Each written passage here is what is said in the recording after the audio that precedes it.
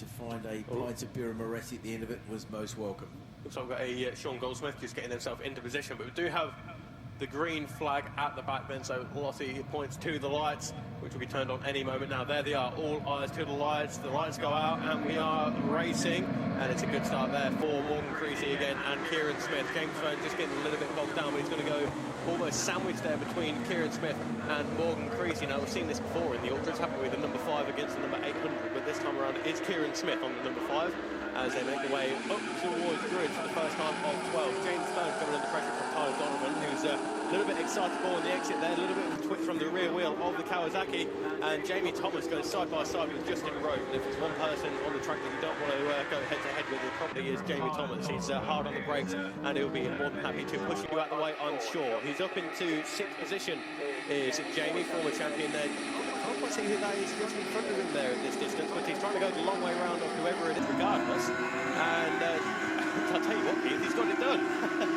He certainly has. That's an absolutely remarkable move from him. Fair play. It's a very determined effort as they come across the line to end the first lap. It is Smith, Creasy, Fern, Donovan, Thomas, H. Smith, Rose, Wood, Gates, Denyer, Kilworth, Wallace, Swire, Kilworth, H. Stagg, Goldsmith, Beasley, Bates, Kilworth, and Kirby is your top 20. And Jordan leads Hayden. Is that the first time this weekend? That's a very good question. Sure I know they were very close together yesterday. Yeah, they certainly were. I think it was only 0.3 of a second or so, but we're watching them now go in towards Grant Hill Bend. Clinton Wood a little bit wide there, Justin Rose behind him, as Jordan and I don't know if you know about that Yamaha R1, I don't know about that one specifically, but Alex Mann, of course, who was in the Thunderbike Sports, then was in the Ninjas, now he's in every other class.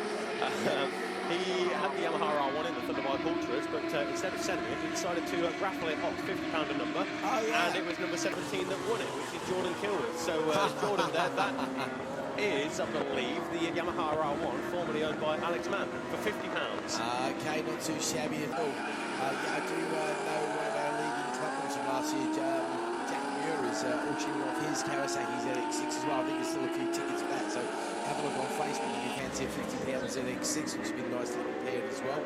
And I was talking to his dad the other night, and he was saying he's actually had somebody approach him wanting to buy the bike. So I think if you want it, if you're nothing else, you could probably sell it for a nice little profit as well. But I have to say, if I want a £50 track bike, I'll have to be tempted to get the levers out of the loft, I think, my friend, if just to come and play the odd track day. Right, leaders coming in off of Clark Kirk to complete lap 3. It is Kieran Smith, who is just leading Creasy. Creasy has got that gap down to 0.079, so he's taking chunks out of it. I'm talking about 0.6 of a second. Go on, I was watching Kieran Smith on the brakes, and that rear end was toing and throwing all the way into the apex there. He's hard on the brakes. Of course, there is a little bit of a press, a little bit of a kick there on the braking zone in towards Paddock Hill Bend, isn't there? And that's just what caught Kieran Smith, but he had it all under control then, and is still at the front of this race ahead of Morgan Creasy. It was 0.7, it was 7/100ths of a second across the line previously. James Fern, fresh air under the wheel ahead of Jamie Thomas. That is your top 4. Tyler Donovan inside the top 5, as Sean Goldsmith on the 152 machine makes his way to Druids. He is second in the Thunderbike Extremes at this stage, leader of which is Sean Wallace on the number 48 Yamaha R6. That'd be a good result for Sean. Actually, Sean puts a lot into his racing, and unless he's had a win over the weekend, and I don't think he has, I'll happily be corrected on that. Mark Miswell earlier on race, today. he did win the earlier. Okay, fair enough. Yeah, it's been 2 to Mark Miswell. So Sean, if Sean can make it a double pair of wins, that'd be brilliant stuff for Sean, because he's one of those guys who comes along, does his racing, enjoys his racing, and he does a great job. And we're so glad to see him pick up another win in the Extreme class. Extreme's not being able to take the fight to the Ultras in this particular race, but of course the Ultras should be out a little bit quicker because they use much later bikes and better power to weight ratio, because that's what this class is about. All these Thunderbike classes are basically power to weight ratios. You can bring anything you like, really, but obviously the big 4 strokes are the way to go. Look at this great battle side by side across the line between Fern and Thomas. Nothing between them, about 0.015 in favour of Thomas according to the timing screen, but it's basically nothing in real terms. It was Smith with the fastest first sector time there. Doesn't do the fastest lap of the race, but he is the fastest man on the track, 48.752. And we just see him take the lap record as well, didn't we? Yeah, 48.443 is the fastest lap of the weekend. And he backed that up with a 48.5 and a 48.8 earlier on today, with a 48.443. Average speed there approaching 90 mile an hour, which isn't too shabby, is it? Not hanging around. That ain't hanging about whatsoever, is it? No, so we're on a 48.752. He's gone purple in the first second, then can he back it up with purple in the second? No, it's personal best with a 48.637. Morgan a 49.363. So he's opened the gap to 1.59, but we are coming into some traffic already here for your race leader, number 5, Kieran Smith, around the outside of one of them. And that'd be a bit of a shock, wouldn't it, when you get Kieran Smith, almost dragging the elbow around the outside of you. Daryl Skins is next up as Morgan makes his way around the outside of a back marker as well. But it's going to be easy for the back marker to spot Morgan because it'll be hard-pressed to miss the bright yellow Suzuki. Yeah, not a problem at all. No, it definitely sticks out there. Really loves the bright yellow. You can go, I'll tell you what, the only other person that sticks out more is David Kromiak with that pink Yamaha. That really collects the ice. I'm surprised nobody's gone for a really bright orange bike as well, actually. Dave Orange. Yeah, Scott Halliday used to, didn't he? Yeah, he's still with the leathers. Yeah, exactly. So he becomes quite easy to spot as well. So Smith unable to back up his 48 with another 48 because he was going past the back markers. It's another 49 there for Creasy. Thomas and Fern, their battle, I'm afraid, has gone the way of Jamie. Not afraid, it's good news for Jamie Thomas. Unfortunately, with James Fern, I should say, he's now a second or so back from that. Tyler Donovan 3 seconds back. Likewise, it is Clinton Wood is a little bit further back as well. It's got Justin Rose and Denny still in there. Go on, mate. Good battle between Jordan Kilworth, Connor Swire and Hayden Kilworth. Of course, we've got the two brothers there, and they're good friends with Connor as well. They were watching the Moto 3 in the garage earlier on this morning all together. So a nice camaraderie off of the track. I'm not so sure about on it as they make their way down from Druids in towards Granville Bend. Hayden Smith fires it up the inside of Simon Gates, just about gets it stopped and fired out onto the Cooper Straight. But that came from a long way back and still gets Hayden Smith. Is that Connor looking at the inside of Hayden, or Hayden trying to go around the outside of Connor Swire?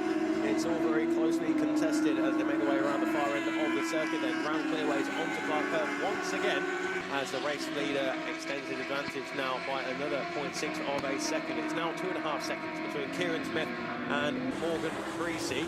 And again, Kieran through on one of the tail enders, then Morgan Creasy a little bit of air underneath that front wheel. Jamie Thomas has put some distance between himself and James Fern now, so 78 and the 102.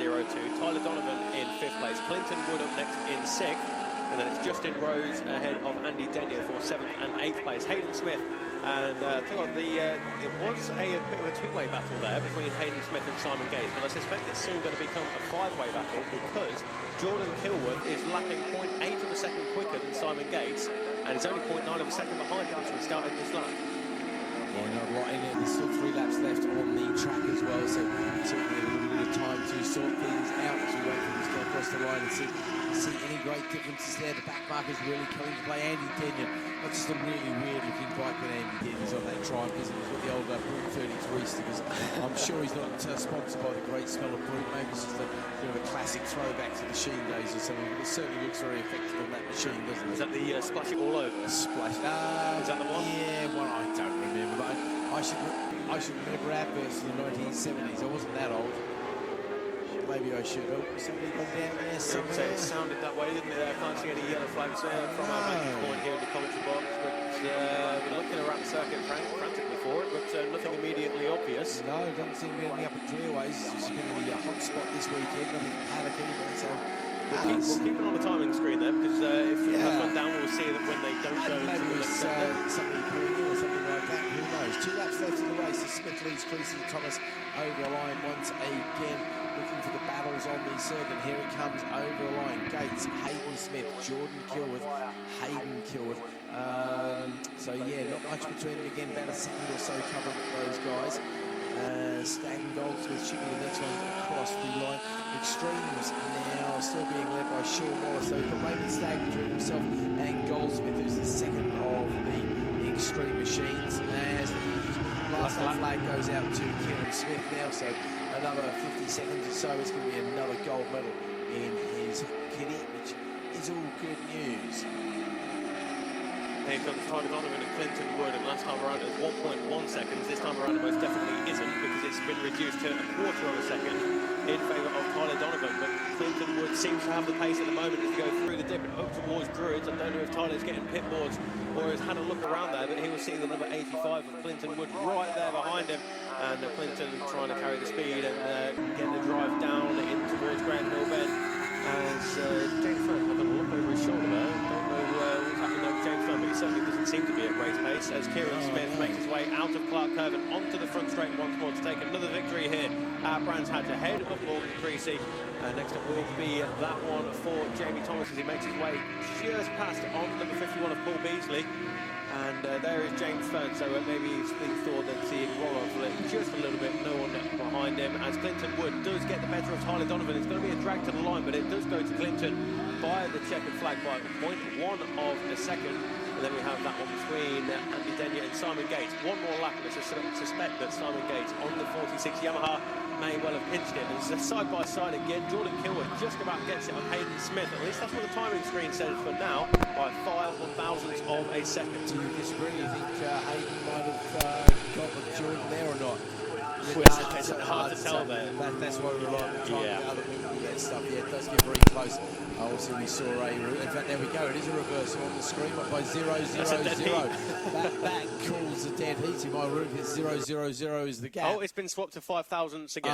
Okay, in favour of Hayden. Hayden Smith. So Hayden there, great job. He'll be well pleased with that, finishing inside the top 10 on the